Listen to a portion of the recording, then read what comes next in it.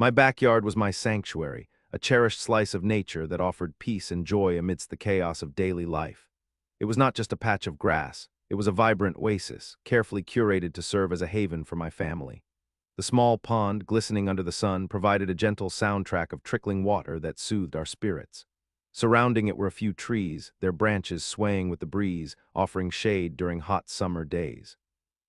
This verdant space was more than just an outdoor area. It was a playground for my children, a place where they could laugh, explore, and let their imaginations run wild.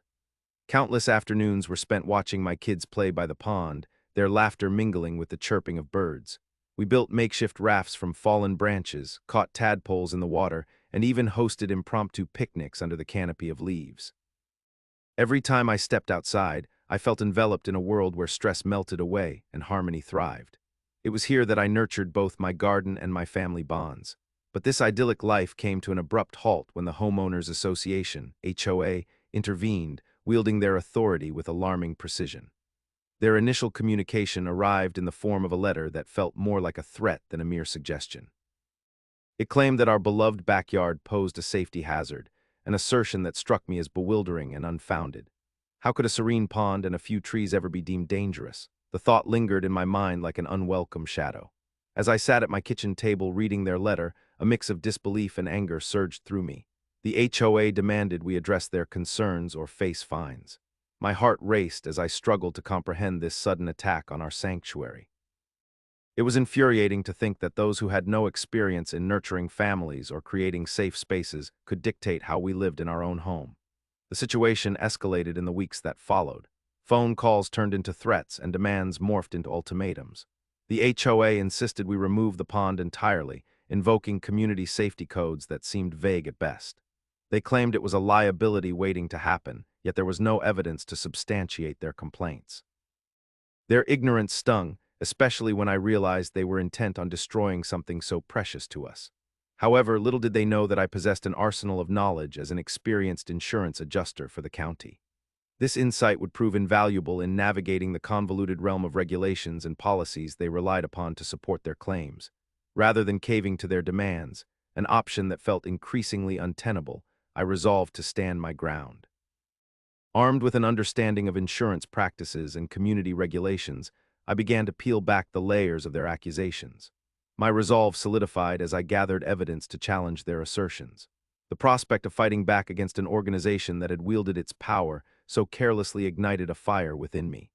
I would not only defend my sanctuary, but also expose what I suspected were their own fraudulent practices masquerading as concern for safety.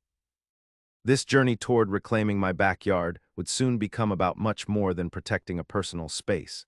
It would evolve into a broader battle against authority and negligence, a confrontation neither the HOA nor I could have anticipated. Little did they know that their attempts to intimidate me would set off a chain reaction leading to a confrontation neither side was fully prepared for. The Homeowners Association, or HOA, was an entity I had initially viewed as a supportive body responsible for maintaining the integrity of our community. They were supposed to uphold standards that ensured properties retained their value while fostering a pleasant living environment. However, as I became more acquainted with their operations, it became painfully clear that their authority often extended beyond reasonable boundaries, particularly when it came to the whims of a few members who seemed to relish enforcing rules with a heavy hand. The HOA meetings were punctuated by discussions on landscaping, architectural styles, and even the color of front doors, all designed to preserve a specific aesthetic. Initially, these regulations felt like benign guidelines aimed at enhancing our neighborhood's appearance. Yet when they turned their attention toward my backyard oasis, a space filled with laughter and life, I realized their focus could become an insidious form of control. The very essence of what made my home special was now under scrutiny. Their concerns about safety began with vague references to liability and potential hazards. As I read through their communications, it struck me how little they understood about the dynamics of play and nature. A pond was not merely a body of water. It was a source of wonder for my children and a habitat for wildlife. The trees were not just obstacles but integral parts of our family's story, providing shade for summer adventures and shelter for birds.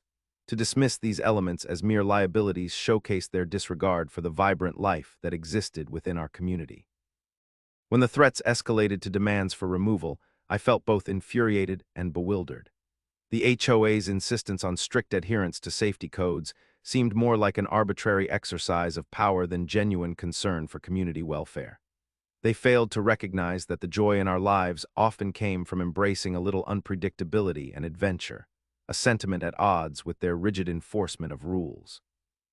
As I delved deeper into the workings of the HOA, I discovered that many members acted out of fear rather than genuine authority. Their decisions were often based on misunderstandings or exaggerated tales spun in meetings fueled by anxiety about potential lawsuits. This environment fostered a culture where overreach became commonplace.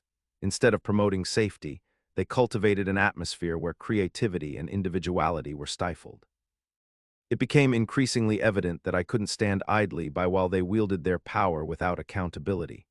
Armed with my knowledge as an insurance adjuster, I began to dissect their claims regarding safety hazards more critically. I scrutinized community codes and regulations, seeking gaps in their arguments that would expose the fallacy behind their accusations. Yet this wasn't merely about defending my backyard.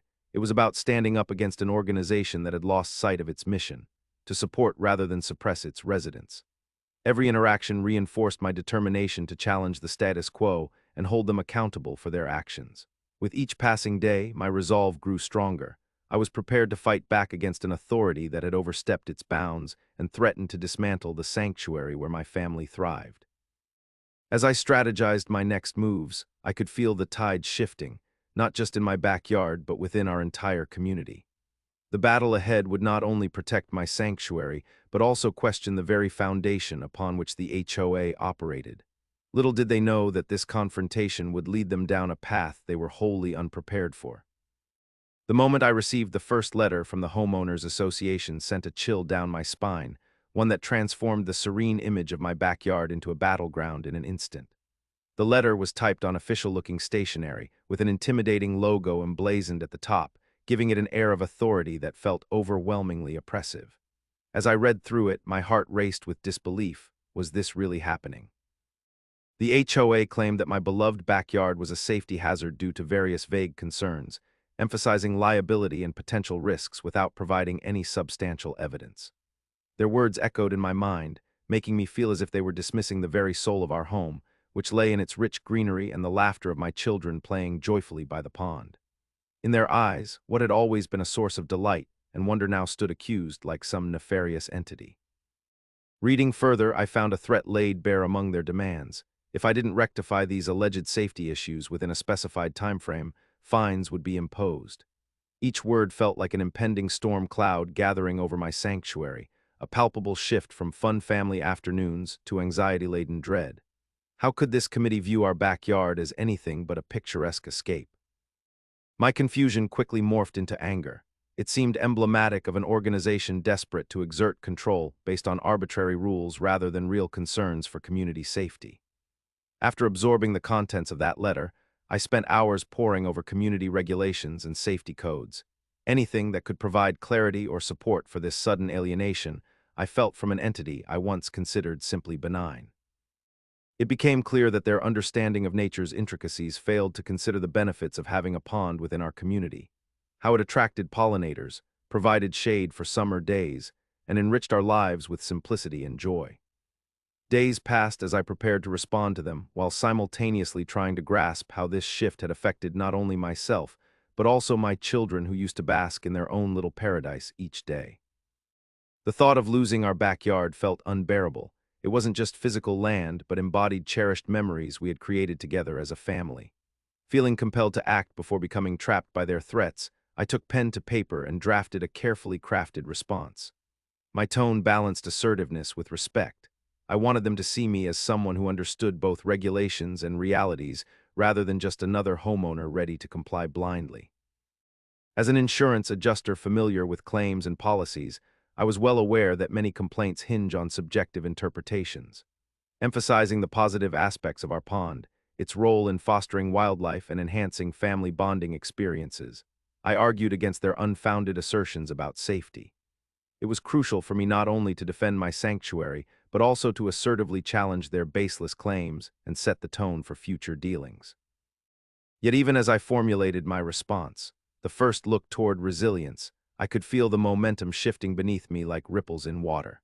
This wasn't merely about facing an HOA mandate. It signaled the beginning of something much larger, a confrontation rooted in principles that would compel me to protect not just my property, but also every family's right to find happiness in their own backyard sanctuary. Just when I thought the situation couldn't escalate further, the Homeowners Association, HOA, unleashed another wave of demands that made my heart sink. Days after my initial response, I received a follow-up letter that felt even more menacing than the first. This time they were insistent, not just about fines, but about a complete overhaul of my backyard.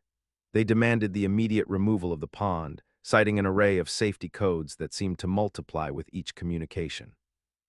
What began as vague assertions had now morphed into a detailed list of alleged violations that they claimed needed urgent attention. The gravity of their demands hit me like a freight train. I could hardly fathom how they believed they had the authority to dictate what I could or could not have in my own yard. The pond, which had been a source of joy for my children and a hub for nature, was now positioned as a threat to the entire community. Their arguments were riddled with inconsistencies, yet they displayed a determination that suggested they were prepared to go to great lengths to enforce their will. This latest escalation was not just about the pond. It felt like an assault on our way of life. As I sat in my kitchen reading their demands, I felt a mix of frustration and disbelief. How could the HOA dismiss the value of our backyard, its role in fostering memories, laughter, and connection? The very essence of what made our home special was being threatened by an organization seemingly intent on enforcing conformity over individuality. I took time to gather my thoughts and strategize my next steps. If the HOA believed they could intimidate me into submission, they were sorely mistaken. My background as an insurance adjuster meant I understood both policy and practice. I knew how to navigate regulations and challenge unfounded claims effectively. With every new demand from the HOA, I felt emboldened rather than discouraged. In preparation for what I anticipated would be a drawn-out battle, I began documenting everything meticulously: letters exchanged, timelines of events, conversations with neighbors who shared similar frustrations with the HOA's overreach. It was essential for me to build a comprehensive case that not only defended my backyard, but also highlighted how their actions impacted our community's spirit. Equipped with this knowledge, I decided it was time to reach out to other homeowners in our neighborhood. Perhaps they too had faced similar threats or felt stifled by the HOA's increasingly draconian measures. To my surprise, many expressed their own grievances, stories of arbitrary restrictions on landscaping choices or penalties for minor infractions that seemed absurd in nature. Our shared experiences revealed a pattern of overreach that pointed toward an organization losing sight of its purpose. As we gathered for an informal meeting at one neighbor's house, I could sense the collective frustration brewing among us. Each story echoed my own feelings about the HOA's behavior, and together we discussed potential strategies for addressing these issues head-on. It was empowering to realize that we weren't alone. We could form a united front against policies that stifled our rights as homeowners. This growing camaraderie not only reinforced my resolve, but also ignited a spark within me. A desire to challenge not just my situation, but also the very framework that allowed such overreach in the first place. Little did the HOA know that their attempts to intimidate one family would soon turn into a collective uprising aimed at reclaiming our homes and our autonomy. The battle was no longer just mine. It had evolved into a community movement centered around freedom and individuality against unwarranted control. As I fortified my resolve to stand against the Homeowners Association, HOA, my professional background as an insurance adjuster began to play a crucial role in how I approached the situation. With years of experience navigating complex policies and regulations, I understood better than most how to dissect their claims and identify inconsistencies within their arguments. This knowledge became an invaluable weapon in my quest to reclaim not only my backyard, but also our rights as homeowners. I dove headfirst into the community safety codes the HOA cited as justification for their demands. Each line of regulatory language held potential clues, revealing loopholes and ambiguous definitions that could be used to undermine their assertions. My training had honed my analytical skills, allowing me to filter out unnecessary noise and focus on what truly mattered, understanding the facts versus unfounded fears. It was clear that the HOA had operated under a veil of intimidation for far too long, and with my expertise, I finally had a chance to shine a light on their questionable practices. In addition to scrutinizing safety codes, I connected with fellow homeowners who shared similar experiences with arbitrary fines and restrictions imposed by the HOA. Many were understandably hesitant to speak out, fearing retaliatory action or further scrutiny over their properties. However, as our group began to grow, so did our collective courage. We organized meetings where I could share insights about how we could challenge the HOA effectively using documentation and evidence. Armed with templates for communication, we learned the importance of phrasing our grievances in ways that aligned with formal regulatory discourse. The very language used by homeowners could either empower us or render us ineffective against an organization accustomed to quelling dissent through simple intimidation tactics.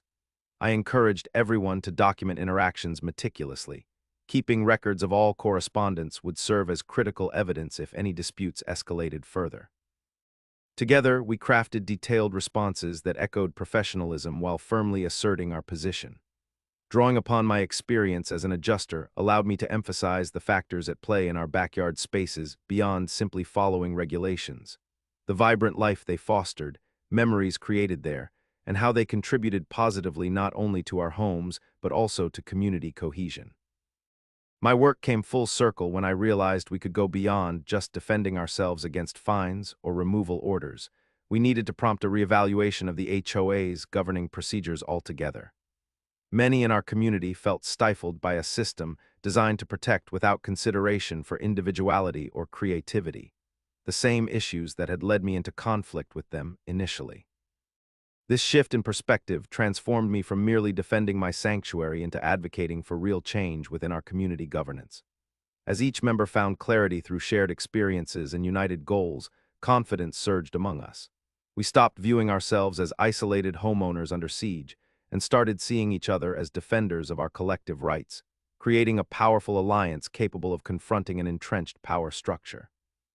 Little did the HOA know that amidst their efforts to enforce conformity was brewing a coalition committed not just to safeguarding yards, but also preserving foundational values of freedom, expression, and individuality in our neighborhood.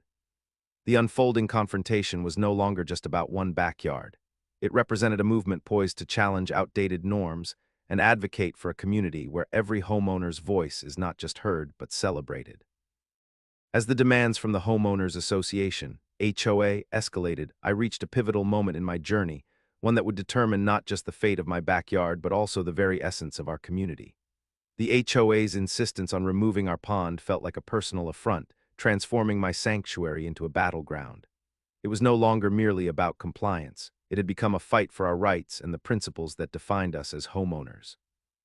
After countless discussions with fellow residents, it became increasingly clear that many shared my frustrations.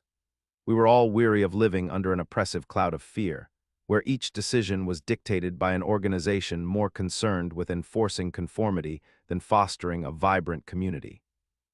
I realized this turning point would change everything. Sometimes, timing changes everything, just like subscribing to this channel seems to mysteriously boost your luck against overbearing HOAs. But back to the story. In these moments, I realized that if I wanted to see change, I needed to take a stand, not only for myself but for everyone who felt similarly stifled. The decision to fight back was not made lightly. It required careful consideration and strategic planning. I understood the risks involved. There was a chance that confronting the HOA could lead to further retaliation or additional scrutiny over our properties. Yet the thought of allowing their demands to go unchallenged filled me with dread far greater than any potential backlash. My backyard was not just land. It was a symbol of family, creativity, and happiness. With my professional background as an insurance adjuster in mind, I began drafting a comprehensive response that would articulate our grievances clearly and assertively. Drawing upon my experience in risk assessment and dispute resolution, I meticulously crafted arguments that highlighted not only the positive implications of having a pond in our community, but also the detrimental effects of imposing harsh penalties on families seeking joy in their homes. Empowered by this newfound clarity, I organized another gathering with my neighbors. This meeting would serve as a platform to solidify our collective determination and outline actionable steps forward. As we sat around a table sharing ideas and strategies, there was an electric energy in the air, a shared understanding that we were embarking on something significant together. To foster unity among us, I encouraged everyone to share their stories, how each person had been affected by the HOA's overreach, and how those experiences resonated within the wider context of our community's vitality. Each narrative reinforced our shared commitment to reclaiming our homes and instilled hope that we could effect real change. In preparation for future interactions with the HOA, we established roles within our group based on individual strengths. Some would handle communications, while others would gather evidence and documentation supporting our cause. By creating a structured approach to our efforts, we demonstrated not just passion but also professionalism, showing the HOA that we were serious about standing up for ourselves. As I looked around at my neighbors, fellow homeowners transformed into allies, I felt an overwhelming sense of solidarity wash over me. We had shifted from passive recipients of demands into active participants in shaping our community's policies. This newfound resolve ignited something deeper within me. It urged me to embrace leadership not just for myself, but for all who felt marginalized by rigid regulations. The battle ahead would be challenging, there would be setbacks and obstacles, but now we were armed with knowledge, unity, and purpose. Little did the HOA know that they were not facing an isolated homeowner defending her sanctuary. They were up against a coalition, fueled by shared values and aspirations. A movement poised to challenge outdated norms and redefine what it meant to be part of this community. The decision to fight back had been made, and together we were ready to reclaim our autonomy and celebrate individuality in every backyard across our neighborhood. With our coalition solidifying and a plan in place to confront the Homeowners Association, HOA, I knew we needed to take the next crucial step, investigating the HOA's practices. While we had all shared our frustrations regarding their overreach, it was essential to gather concrete evidence that demonstrated not only the inconsistencies in their claims against us, but also potential malpractices within their own operations. Armed with my background as an insurance adjuster, I understood how to approach this task methodically. I began by reviewing every correspondence we had received from the HOA, analyzing the language used and identifying patterns that indicated their motivations. It quickly became apparent that their claims were often vague and lacked supporting documentation, which could point toward a troubling trend of intimidation rather than genuine concern for safety. Recognizing that the safety codes they cited were open to interpretation, I decided to dive deeper into those regulations. I reached out to local government offices to request copies of relevant safety codes and standards. This provided me with an extensive resource of information that would serve as a foundation for our defense. By meticulously comparing the HOA's claims against established guidelines, I aimed to reveal discrepancies that could challenge their authority. During this time, I also encouraged my neighbors to document any encounters they had with HOA representatives. We set up a secure online forum where residents could share their experiences anonymously. As stories poured in, we uncovered a plethora of grievances, instances of unfair penalties, ambiguous violations cited without clear reasoning, and even reports of favoritism among certain board members concerning property disputes. Each account painted a picture of an organization operating beyond its intended purpose.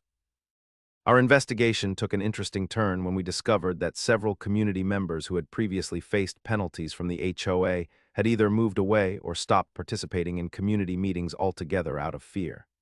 This exodus further fueled our resolve. If we did not speak up and protect our rights now, future homeowners would feel even more disenfranchised. I decided it was time for action. We organized a community meeting where I presented our findings thus far, showcasing not only personal testimonials, but also discrepancies between HOA demands and actual regulations. The atmosphere in the room shifted as residents began to connect the dots. They felt empowered knowing they were part of something bigger than individual grievances. As we discussed our strategy moving forward, it became evident that confronting the HOA required not just strong arguments, but also unity among residents willing to stand up for their rights together. We drafted a formal letter detailing our findings and concerns about the HOA's practices and sent it as a collective message signed by many homeowners in our community.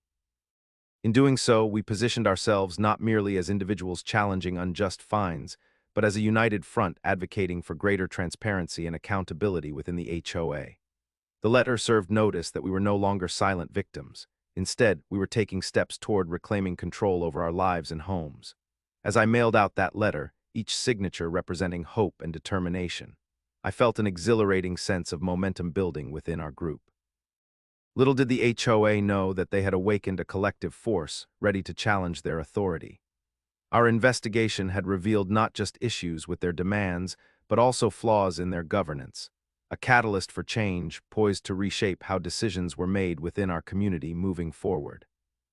Together, we were no longer just homeowners. We were advocates for fairness and guardians of our neighborhood's spirit, a fight worth undertaking for every family invested in creating lasting memories in their backyards. As our coalition grew stronger and our resolve deepened, it became evident that we were entering a new phase of our struggle against the Homeowners Association, HOA, the legal battle. Armed with evidence gathered from our investigation and fortified by the collective voices of frustrated homeowners, we were ready to confront the HOA in a manner more formal than previously imagined. The stakes had risen, and now we needed to navigate the complexities of the law. We engaged with a local attorney experienced in property law and HOA disputes. During our first consultation, the attorney listened attentively as I shared our story, how my backyard had become a battleground for rights that should have been inherent to every homeowner. Our attorney explained the legal framework surrounding HOAs and highlighted the importance of presenting a well-documented case that outlined not only our grievances, but also the flaws in the HOA's handling of community regulations.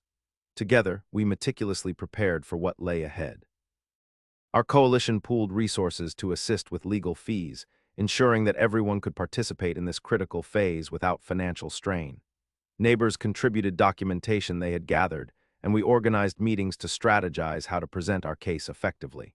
Community members who had previously felt silenced found their voices amplified through this united front. It was heartening to see individuals once hesitant now brimming with confidence. The initial legal steps involved drafting a formal complaint against the HOA. This document would serve as our declaration of intent to address their alleged overreach in court. It detailed not only the demands they made regarding my pond, but also their failure to adhere to established safety codes themselves, an ironic twist that underscored their hypocrisy. Our attorney emphasized that we needed to frame our case around not just defending my property, but also seeking accountability for the HOA's practices that impacted all homeowners negatively. As we prepared to file the lawsuit, tension hung in the air, an electric mix of anticipation and apprehension. We knew engaging in a legal battle might further provoke the HOA, and we braced ourselves for potential retaliation or even more aggressive tactics from them. However, any fear was overshadowed by a sense of purpose. We were no longer passive recipients of unjust demands, but active participants in shaping a fairer community. When the day came to file our complaint, it felt like both an ending and a beginning. Signing that document symbolized our commitment to fighting back against an organization that had long wielded its power unchecked. With each signature from fellow homeowners, I could feel hope swelling within us, a shared belief that change was possible if we stood together. In response to our legal action, the HOA quickly caught wind of our intentions and summoned an emergency board meeting. We learned that they were scrambling to respond, an indication of their surprise at being challenged so directly. Their representatives reached out to me, attempting to negotiate terms outside of court, likely hoping to quell what they saw as an uprising before it gained any more momentum. However, emboldened by our unity and our attorney's guidance, I remained steadfast. We had come too far to back down now. The urgency behind their outreach only reinforced my conviction that we were on the right path. This confrontation would not be just about my backyard. It represented an opportunity for all homeowners in our community to reclaim their autonomy. As negotiations continued behind closed doors, I found myself reflecting on the journey thus far, the transformation from solitude into solidarity, and I realized this battle was about more than just one pond. It was about advocating for fairness and integrity within our community governance as a whole. The legal battle was just beginning, but I couldn't shake the feeling that we were already winning by standing together and challenging oppressive authority. The legal action against the Homeowners Association, HOA, reverberated throughout our community, stirring a mixture of curiosity, concern, and support among residents. News of our coalition's formal complaint spread quickly, igniting conversations at neighborhood gatherings and provoking discussions on social media platforms. The contrast between those who supported our efforts and those loyal to the HOA became increasingly pronounced, creating an atmosphere charged with tension and excitement. In the days following the filing of our complaint, I received numerous messages from neighbors expressing their solidarity. Many had witnessed the HOA's patterns of overreach and were grateful that we were bravely standing up against it. People approached me in grocery store aisles and on my front porch, eager to voice their opinions and share their own experiences with the association. Our fight was becoming a rallying point for homeowners who felt disenfranchised by an authority that seemed to prioritize rules over relationships. However, not everyone was supportive. A faction within the community viewed our actions as a threat to the neighborhood's stability, a belief fueled largely by long-standing loyalty to the HOA and fear of conflict. Some even raised concerns that challenging the HOA could lead to a decline in property values or create divisions among neighbors. These viewpoints often manifested during HOA meetings, where individuals passionately defended traditional approaches to community governance. I noticed some who had previously remained neutral now aligning themselves against our coalition, openly siding with the HOA during discussions.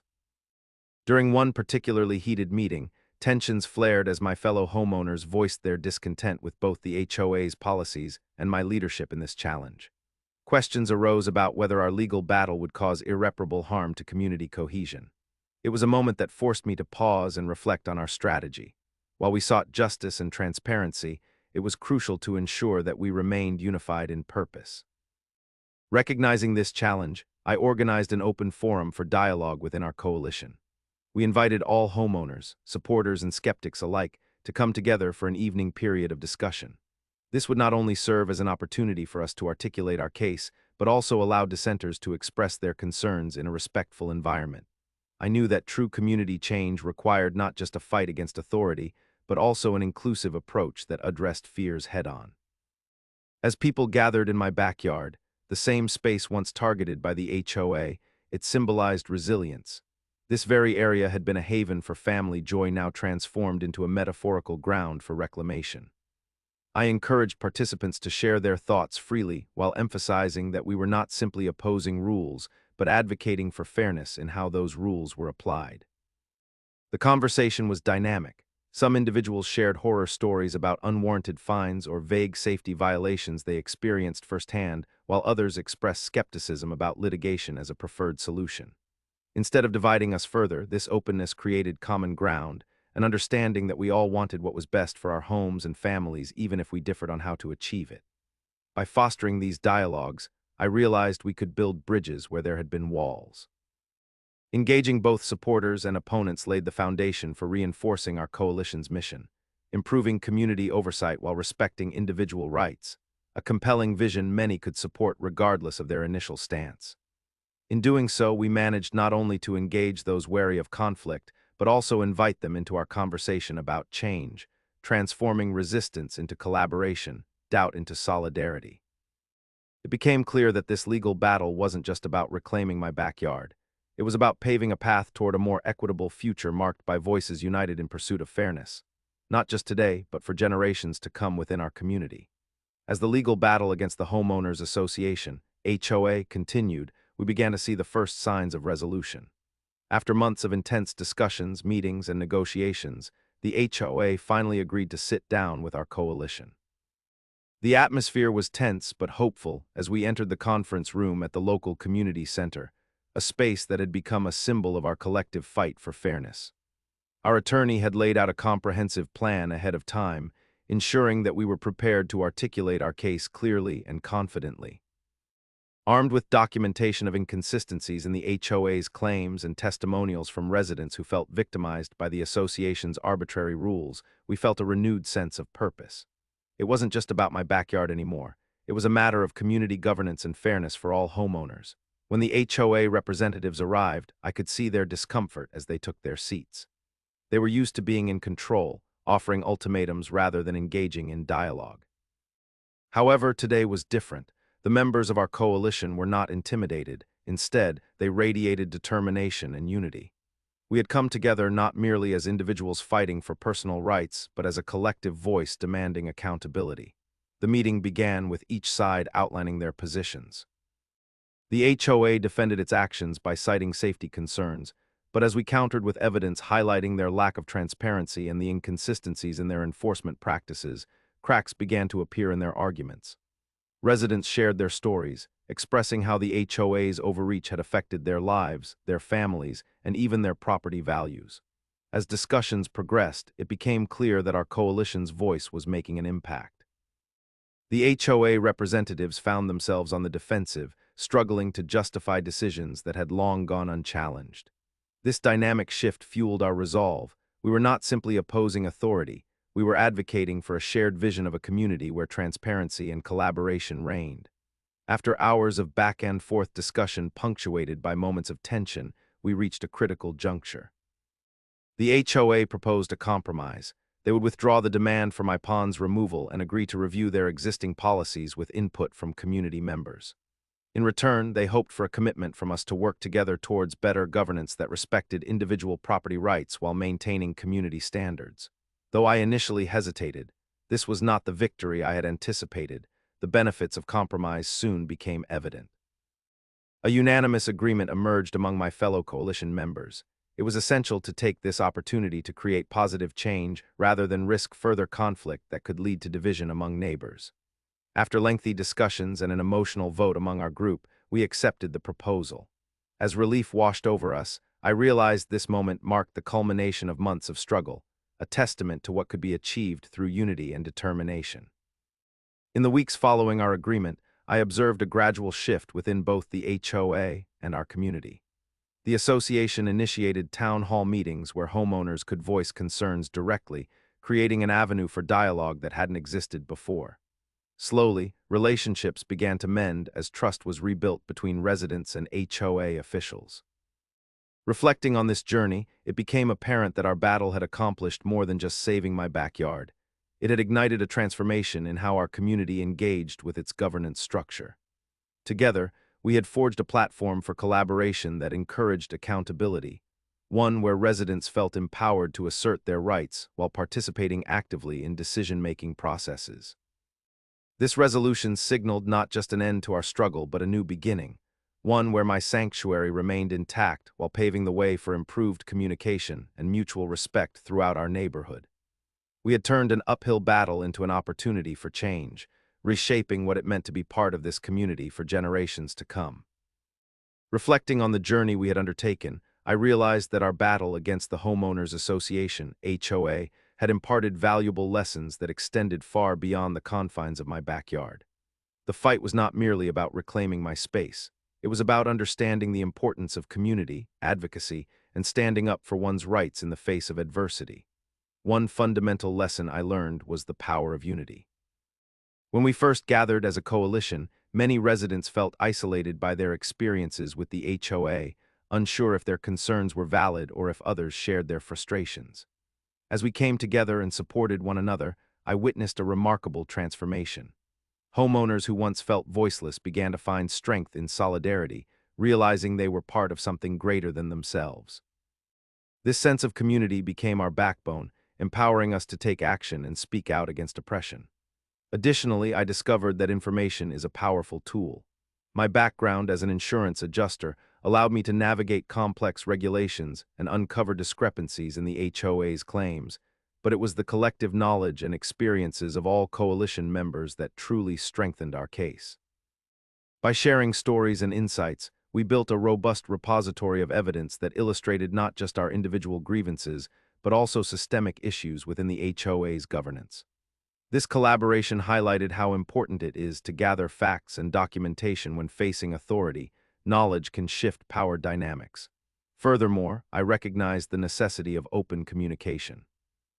The initial tensions within our community stemmed from fear of conflict, fear of repercussions from the HOA, and this fear often prevented individuals from expressing their concerns openly. By facilitating dialogues through forums and meetings, we created an environment where residents could voice their thoughts without judgment. This approach not only helped bridge divides, but also fostered understanding among those who initially held opposing views. Communication became a healing process that transformed skepticism into collaboration. Another crucial insight was about compromise and adaptability. While our initial goal was to outright challenge the HOA's authority and secure an unwavering victory for our rights. We learned that sometimes change comes through negotiation and cooperation rather than confrontation alone. Accepting a compromise with the HOA did not feel like defeat. Instead, it marked a step toward achieving long-term improvements in how our community operated. Our willingness to engage with them constructively demonstrated maturity and foresight, qualities necessary for sustainable change. Moreover, this experience underscored the significance of civic engagement within communities. I became more aware of how vital it is for homeowners to be actively involved in local governance, not just when conflicts arise, but as an ongoing commitment to nurturing a healthy neighborhood dynamic. By encouraging participation in local meetings and advocating for transparency from governing bodies like HOAs, residents can help shape policies before they become contentious issues. Ultimately, I emerged from this experience not just as a defender of my backyard, but as an advocate for fairness and justice within my community at large. The lessons learned through this struggle could empower future generations to assert their rights while fostering environments where dialogue prevails over division. As we moved forward together after achieving resolution with the HOA, I remained hopeful that our newfound unity would serve as a model for other communities facing similar challenges. We had turned what began as an oppressive situation into an opportunity for growth, a testament to resilience in pursuit of harmony among neighbors, ensuring that every homeowner's voice would continue to resonate long after this particular conflict had ended.